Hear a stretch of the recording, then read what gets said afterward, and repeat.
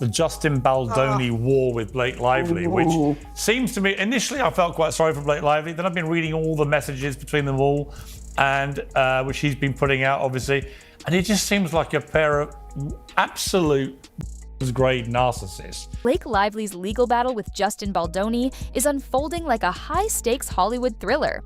What began as a seemingly collegial film collaboration has exploded into a courtroom showdown of shocking accusations and alleged deceit, with Lively cast as a master manipulator and Baldoni as the wronged victim fighting to clear his name. In this drama, evidence is weaponized and reputations hang in the balance, as the It Ends With Us co-stars trade legal blows. The opening act saw Lively launch incendiary claims that would send immediate shockwaves through both their lives, igniting a firestorm of fallout and setting the stage for a relentless quest for truth. The feud erupted in public when Blake Lively filed a bombshell complaint accusing Justin Baldoni of gross misconduct on their film set, painting him as a S-tier and claiming he orchestrated a campaign to destroy her reputation. These allegations were extreme.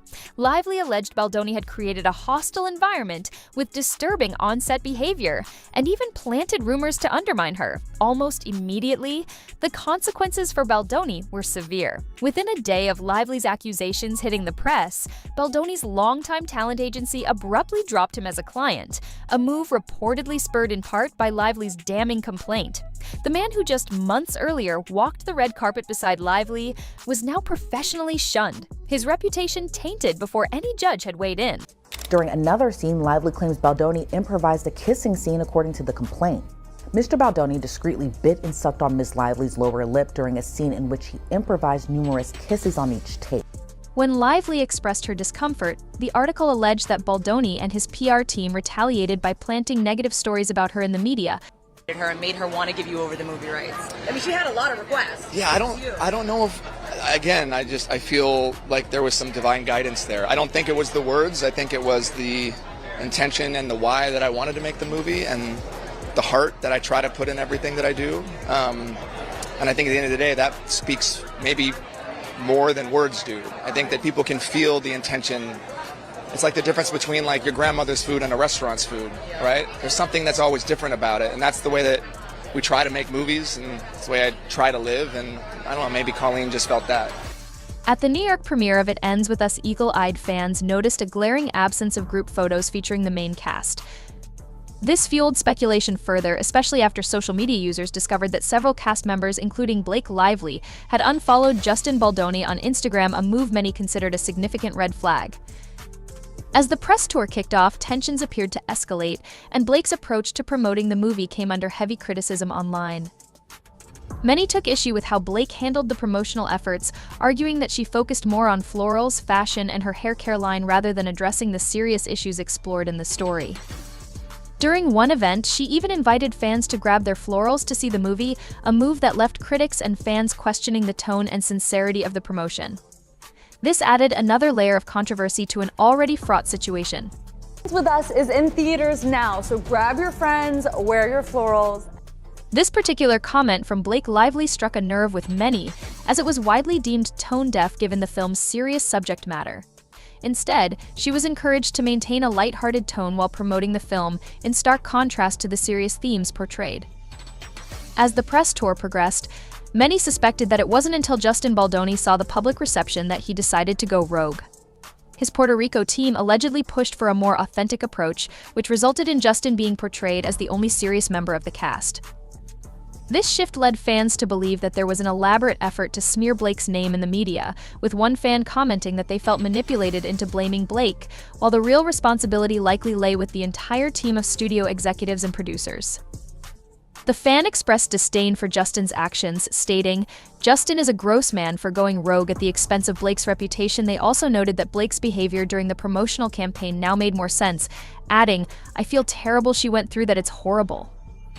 This alleged smear campaign caused what Blake described as substantial harm to both her personal and professional life. Her team claimed that Justin's camp actively worked to slander her credibility, all while raising his own profile, which made it even more difficult for Blake to navigate the media landscape during the film's release. Since the lawsuit was filed, Justin Baldoni's legal team has denied the allegations, with his lawyer, Brian Fredman, calling the accusations shameful and entirely fabricated. pleaded with the court for an expansive protective order to shroud much of the case in secrecy, arguing that because this fight involved high-profile individuals and allegations of SH, extra privacy was needed to prevent threats or witness tampering Baldoni's side was not having it. To Justin, this move reeked of legal manipulation, accusing Lively of seeking a protective order only because she feared what open scrutiny would reveal. This denial comes amid the ongoing legal battle, which has intensified public scrutiny surrounding the behind-the-scenes tensions on the set of It Ends With Us. Despite the legal rebuttal, the controversy has continued to capture the attention of fans and media alike, further complicating the dynamics between the cast, crew, and their respective public images. Lively wrote, "New pages can always be sent to me as well, please," and signed the message with an X, the universal symbol for a kiss. She followed up with another text shortly thereafter, "I'm just pumping in my trailer if you want to work out our lines." Baldoni responded, "Copy, eating with the crew, and we'll head that way." But they were able to present text from Blake Lively herself. I guess they had gotten a new version of the script they hadn't practiced or whatever at this point, and she said, "I'm just pumping in my trailer if you want to work out our lines." And he said, "Copy, eating with the crew, and then heading that way." So at least they can prove in this singular instance she did invite him in. 18 months later, that interaction was depicted in a New York Times Bombshell report in a far more sinister light. The Times wrote that Baldoni repeatedly entered her makeup trailer uninvited while she was undressed, including when she was breastfeeding. And I think the truth lies in the middle, because Justin is putting out some interesting counter-arguments in this new suit that he's actually suing the New York Times. Now, is he going to win? I don't think so. I think it's an incredibly hard battle to win. But now, with what we've seen Trump do with George Stephanopoulos, who knows anymore where these things are going to... That discrepancy is one of many highlighted in the scathing $250 million lawsuit filed Tuesday afternoon by Baldoni against the New York Times in Los Angeles Superior Court. Baldoni is among a group of 10 plaintiffs, which also includes publicists Melissa Nathan and Jennifer A.L., who are suing the newspaper for libel and false light invasion of privacy over the article titled, "We Can Bury Anyone Inside a Hollywood Smear Machine." Lively's federal lawsuit, on the other hand, dives deeper into the allegations of harassment. She claims Baldoni's behavior began subtly but escalated over time, leaving her feeling unsafe on set. According to her lawsuit, the retaliation campaign not only damaged her reputation but also caused her severe emotional distress. The 87-page complaint, which also accuses the New York Times of promissory fraud and breach of implied contract, offers a rebuttal to the narrative set forth in the 4,000-word article that has rocked Hollywood and led to WME dropping Baldoni as a client just hours after publication. Justin also leveled accusations at Lively's husband, Ryan Reynolds, for being aggressive while defending the Gossip Girl actress. According to the lawsuit obtained by E! News, it reads, quote, "Lively's husband, Ryan Reynolds, had aggressively berated Baldoni during a meeting at their penthouse in New York, accusing him of fat-shaming Lively, and that the couple's, quote, inappropriate and humiliating berating of him was delivered as other celebrity friends were coming in and out of their penthouse." And how the worst thing Justin Baldoni's team can come up with is that she was rude and difficult and threatened not to show up at work. You know, if you read the complaint, I think she had very valid reasons why she wouldn't want to show up to work in an environment like that. Blake Lively has just dropped a major plot twist in the ongoing drama surrounding her recent activities, as she is officially suing Justin Baldoni for inappropriate behavior and defamation. The book, which sold millions of copies worldwide, delves into themes of domestic abuse and resilience, a powerful story that Hollywood hoped would spark conversation and inspire change. Lively's lawsuit claims that the abusive dynamic on screen was mirrored off screen, with Baldoni allegedly engaging in repeated acts of harassment, ranging from unwanted physical contact to inappropriate comments, and creating a pervasive atmosphere of fear and anxiety throughout the production. Filming began, and all seemed well, at least from the outside. Behind the scenes, however, tensions were reportedly brewing, labeling her as difficult and unstable. Justin is suing the New York Times for $250 million. Holy hell, this is insane. I mean, he's going to have a hard time proving it, right? I mean, we're going to have to see. No one just sues the New York Times, or do they? I don't. But Baldoni's lawsuit paints a different picture. In it, he claims that the New York Times selectively quoted texts and emails, stripping them of critical context to make him look like a villain. He argues that the article has caused irreparable harm to his career and personal life, and he's seeking $250 million in damages. On June 2, 2023, Blake Lively began a text exchange with her It Ends With Us director and co-star, Justin Baldoni, who blamed her assistant for not getting her an updated batch of script pages. She didn't realize they were new.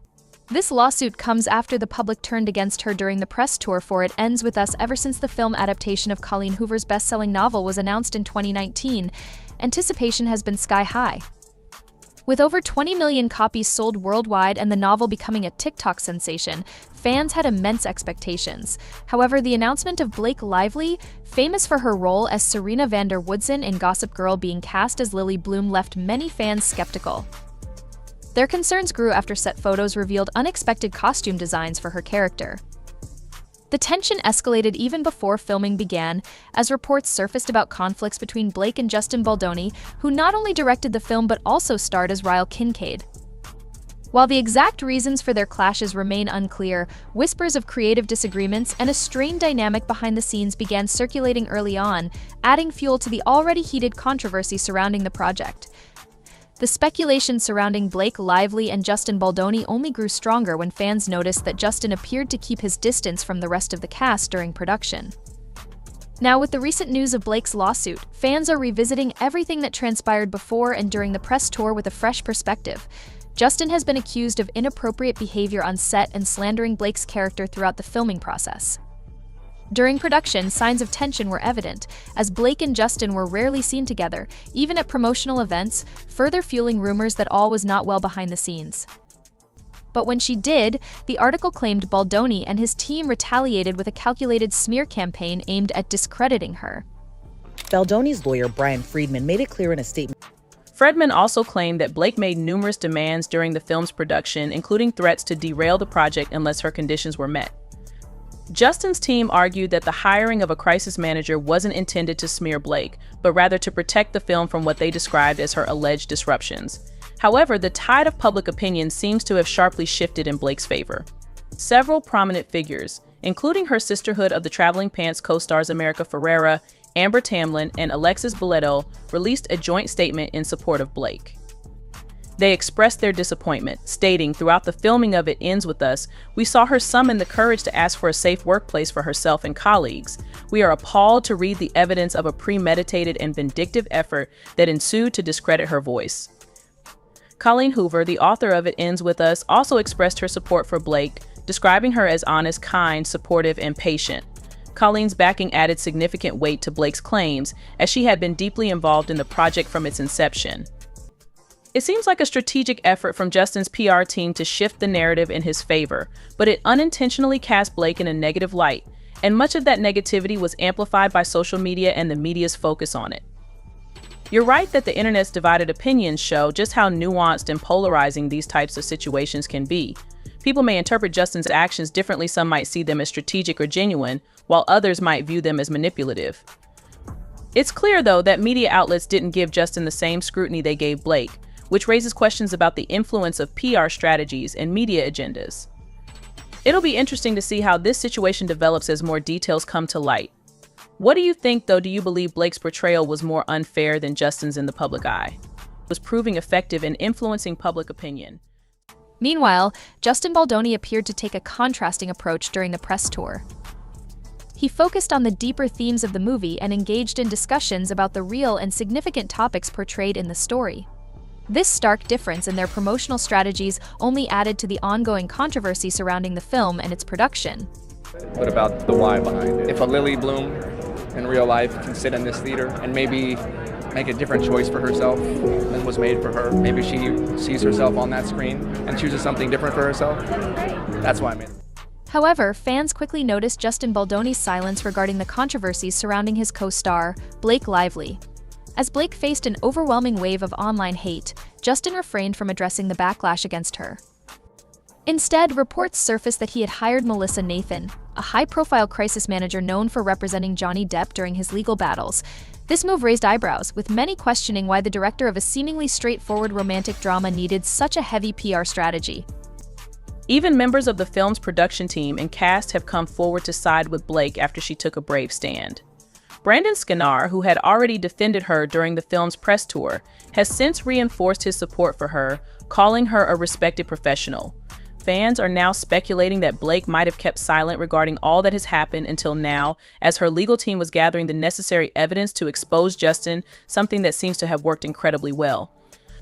This complex situation seems to reflect both a clash of personal interests and the challenge of balancing corporate pressure with a genuine desire to promote the film in a meaningful way.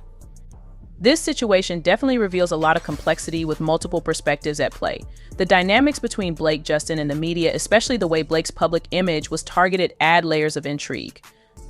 While some individuals stepped forward to defend Blake amid the ongoing smear campaign, Justin's continued silence spoke volumes. His unwillingness to publicly support Blake added fuel to the fire. In fact, one of his comments seemed to exacerbate the situation. He referred to Blake as a creative force who had taken control behind the scenes, a remark that many interpreted as a subtle criticism of the influence she and her husband, Ryan Reynolds, reportedly wielded on set. Justin's decision to remain silent, coupled with his hiring of a crisis PR team, led fans to speculate that he was intentionally distancing himself from Blake amidst the controversy. To use her star power and influence to crush an innocent man under scandal. Baldoni, in this narrative, becomes almost a heroic figure, standing up to false accusations, not just for his own sake, but to prevent a dangerous precedent where lies can destroy careers with impunity. Beyond the two celebrities, the broader implications of this feud reverberate through Hollywood and the legal system. This case spotlights how personal grudges or PR wars can escalate into full-blown legal crises. It raises uncomfortable questions. What happens when a famed actress uses the court of public opinion as a cudgel? And what recourse does an innocent target have? Baldoni's bold move to make everything public, releasing tapes, sharing messages, is a bid for transparency, a way to ensure that facts triumph over spin. If he is vindicated, it will be a sharp warning that fabricating claims as a power play can boomerang back disastrously on the accuser. On the other hand, Lively's initial move, taking her concerns to court, reminds Hollywood that no amount of status shields one from facing allegations if there is genuine misconduct. The difference here will boil down to evidence.